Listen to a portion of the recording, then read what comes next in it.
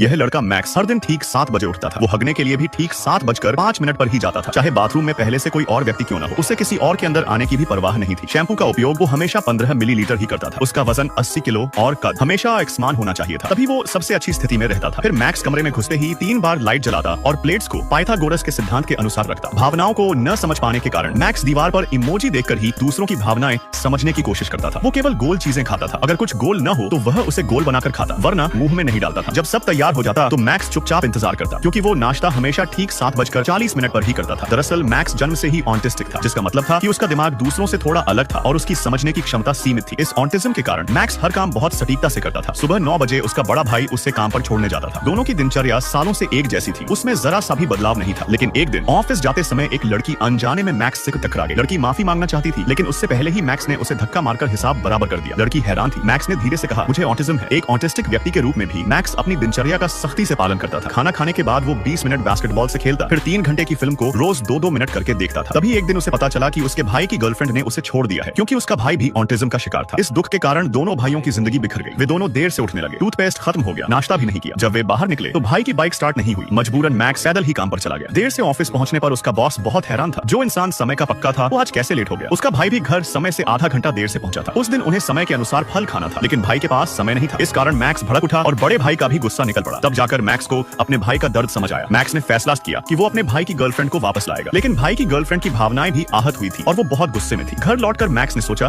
कि शायद वो गर्लफ्रेंड उसके भाई के लायक नहीं है। उसने भाई की स्थिति के अनुसार 13 शर्तें लिखी। जो इन शर्तों को पूरा करेगी वही भाई की गर्लफ्रेंड बनने लायक होगी। तब से मैक्स रोज लड़कियों से बातें करता, उनके जवाब नोट करता, तस्वीरें लेता, लेकिन सारी जानकारी के बावजूद उसे कोई खास सफलता नहीं मिली। तब भाई ने कहा, प्यार व्यापार नहीं, आकर्षण की भावना है। मैक्स ने बहुत सोचा, फिर अपनी एक दोस्त से मिला, क्योंकि जब तक उसे प्यार का अनुभव नहीं होगा वह प्रेम की भावनाओं को समझ नहीं पाएगा। उस लड़की से मिलने के बाद मैक्स को एक नए जीवन का एहसास होने लगा। उसका दिल धीरे धीरे खुलने लगा था, लेकिन अभी भी उसने लड़की का छूना पूरी तरह स्वीकार नहीं किया था। समय के साथ उनकी बातचीत से मैक्स बदलने लगा। फिर एक दिन भाई को बॉस का फोन आया कि मैक्स काम पर नहीं आया है। मैक्स के पास मोबाइल भी नहीं था। वो अपनी दोस्त के घर पार्टी में था, जहाँ उसने नए दोस्त बनाए। रात के 2 बजे घर लौटने पर भाई उस पर चिल्लाने लगा कि वो इतनी रात तक कहाँ था। भाई ने कहा कि वह ऐसे लापरवाह भाई के साथ नहीं रह सकता। उसने अपना सामान पैक किया और माँ बाप के घर चला गया। अपनी गलती देखकर मैक्स ने बचपन की तरह खुद को लोहे के बैरल में बंद कर लिया और कल्पना करने लगा कि वो ब्लैक होल के अंदर है। अगले दिन मैक्स वीडियो स्टोर गया और प्रेम से संबंधित सभी फिल्में किराए पर ली। वो उन्हें बार बार देखकर उनसे सीखना चाहता था। इसके बाद उसने अपने दोस्तों के साथ मिलकर भाई को अपनी एक दोस्त से मिलवाने की योजना बनाई, लेकिन भाई सिर्फ उससे दोस्ती करना चाहता था, जबकि मैक्स चाहता था कि दोनों साथ रहें। गुस्से में आकर मैक्स ने फिर से खुद को बैरल में बंद कर लिया। तभी उसकी दोस्त आई और उसने बताया कि वो उसे पसंद करती है। मैक्स को पहली बार प्यार का एहसास हुआ था। उसने अनजाने में दूसरों को स्वीकार करना सीख लिया था। तब से सभी बिना किसी शर्मिंदगी के खुशी से रहने